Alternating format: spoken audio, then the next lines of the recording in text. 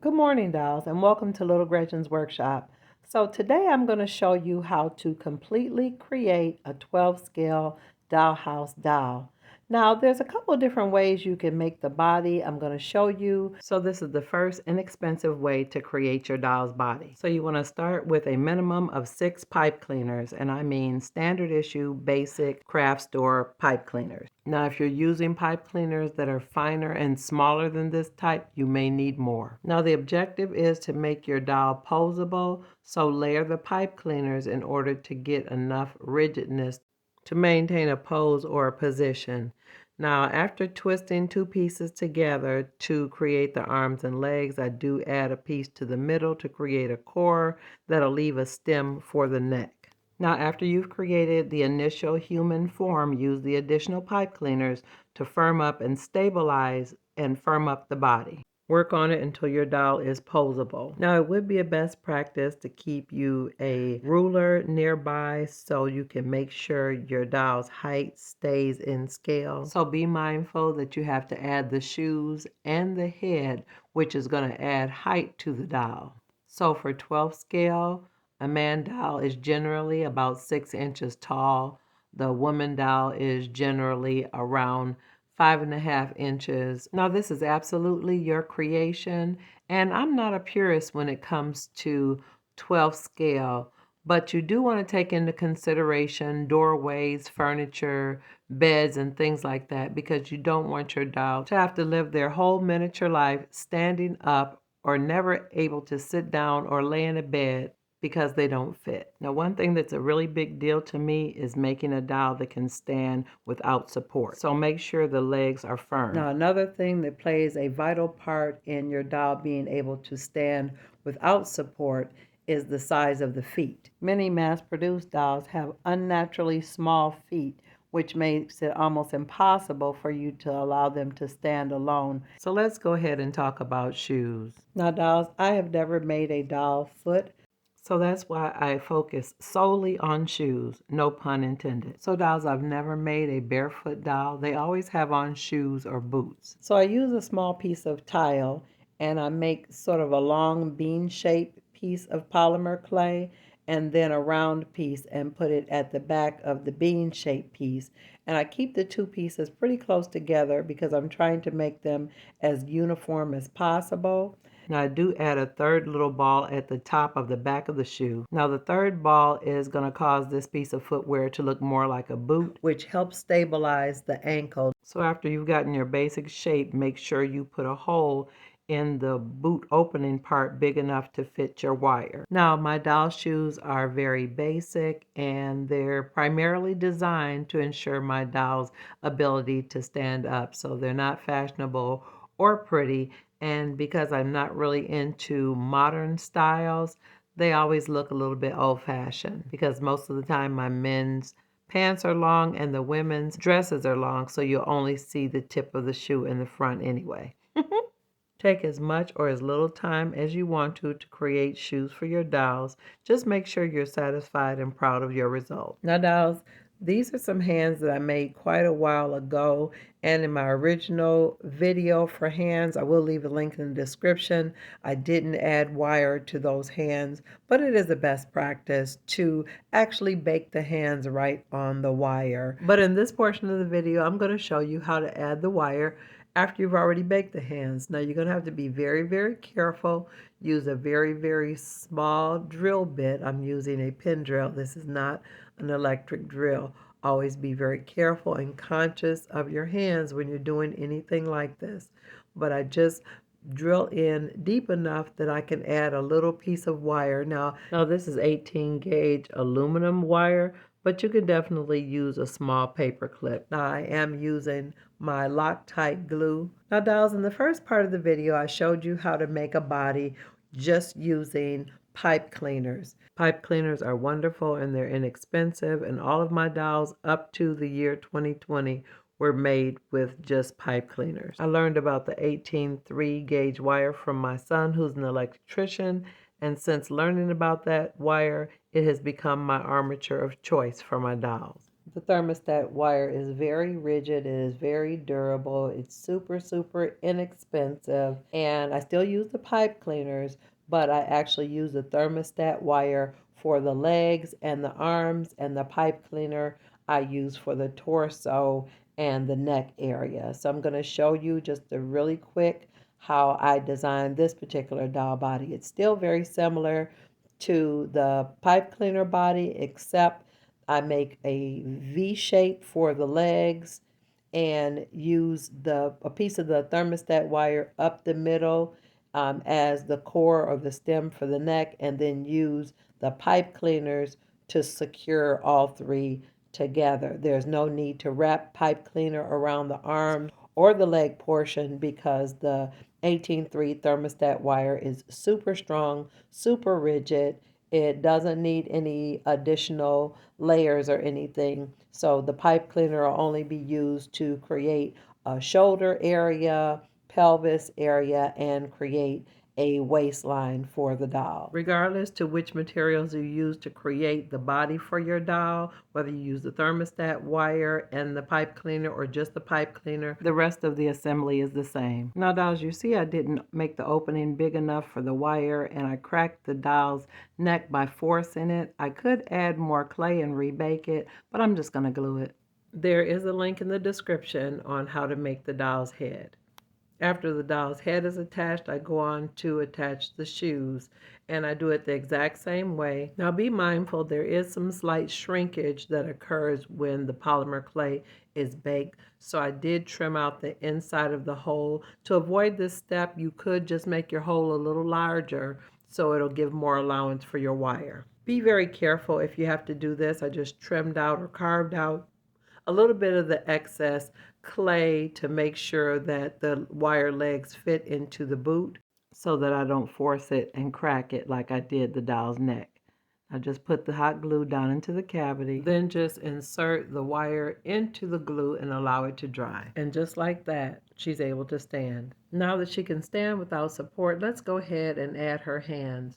Now that the wire I attached to the little hands is dry, let's insert it into the thermostat wire. Now there are 3 wires encased in this little brown tube, so you're going to kind of wiggle it around to get the hand wire to fit inside the thermostat wire. Make sure you add a little dab of super glue gel to the wire before you insert it. Now you could also use hot glue. Either one would work. Now dolls, I've gotten to the part where I'm about to wrap the body to give the body some cushion. I added a little glob of glue to get my I call it the mummy wrap started on the doll's body, and you literally just want to cover all of the wire and pipe cleaners with a nice neat layer of elastic medical gauze. I will leave a link in the description. Now the gauze is only 1 inch thick, which makes it the perfect width to do what I'm trying to do. It wraps really nice and tight. It actually holds the doll's body together very firm, which gives them a very nice shape. Now here I was adding a little bit of padding around her thigh area, and I just used literally a piece of a cotton square to pad her thigh area to make it look fuller. Now dolls, you can use foam, you can use cotton, you can use so many different things as padding for your doll. And again, I just happened to use some cotton squares because I had some on hand. But whatever you use, make sure you wrap the doll very firm and securely so that it'll make it easy when it's time for you to dress the doll. Even if you're making a doll that's a little bit plump, you still want their plumpness to be secure so it won't hinder when you dress them. So literally you're wrapping the doll like a mummy. Just make sure that you cover and overlap the areas that you wrap so they're nice and secure. Everything looks even. When you get to the end of a wadding area, you definitely want to secure it with a little glue. I like to use a little hot glue, but tacky glue or fabric fix will work just as well. Now I want to just take a moment and just let you glance at my doll. At this stage, you can really see how the shape of the doll is starting to show up, and these are the times where if you want to add additional padding, you definitely should do it. Now I did add a little additional cotton to her bust line area. This is going to be like a granny doll, and so she's not going to have a really big full bust line, but I did add a little bit, like I said, to give her more of a feminine shape. But again, how much or little padding you do in those areas, dolls, is totally up to you. Allow your imagination to just go wild. Now, pay special attention when you get to the arm and wrist area. You want it to be really neat and really tight. And I would advise that you add a little additional glue to that area to really secure that bandage to the wrist to help support the wrist where the wire is and where the attachment is. Just pay special attention to that hand wrist area. Add a little Gorilla Wood or Tacky Glue. Doing so will provide extra strength and support, especially if your doll is going to handle or carry things. You want your doll to be fully functional. And just continue the process until your doll is complete. Now here I have a completed doll with her shoes on.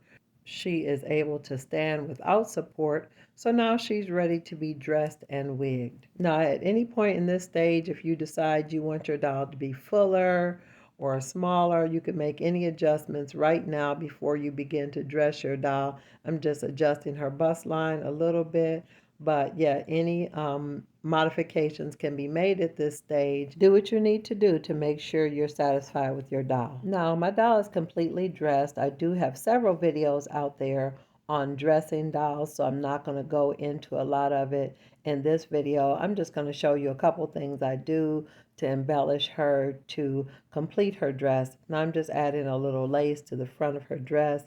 I did have an area of her neck where her neck is a little bit long or tall, so in order to counteract that, I'm adding the lace to it to just give her a high Victorian style neckline to cover up some of that excess part of her neck.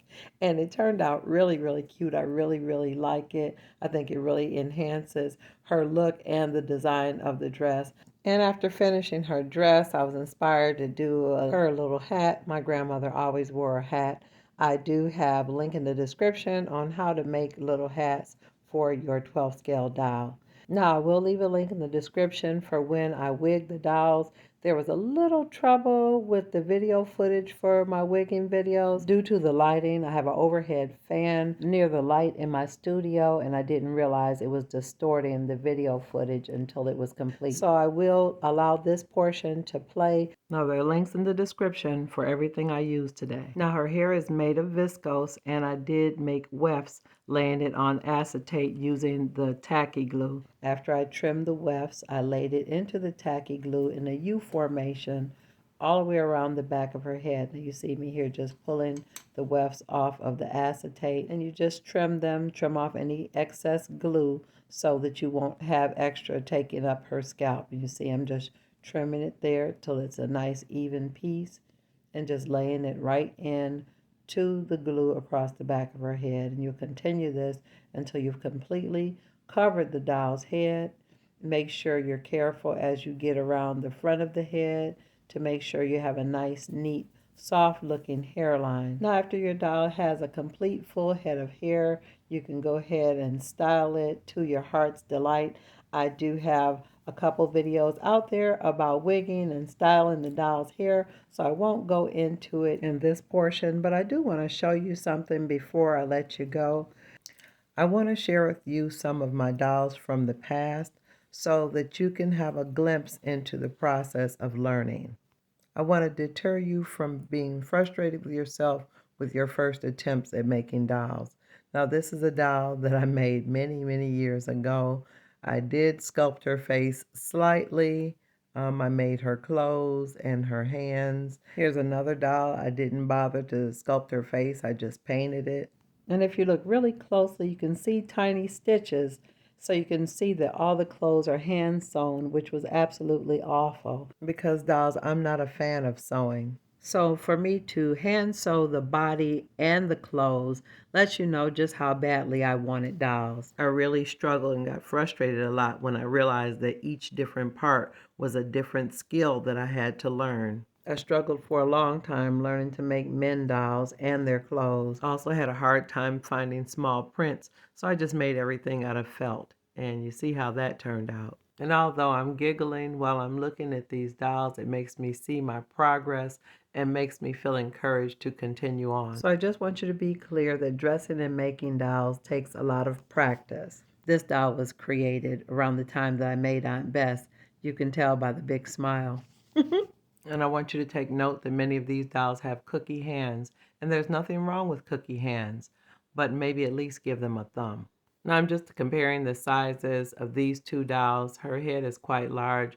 With her, I gotten so frustrated with making dresses. I just took one from another doll, glued her on a ring, and called it a day. And here's the lovely doll that was featured in the video today.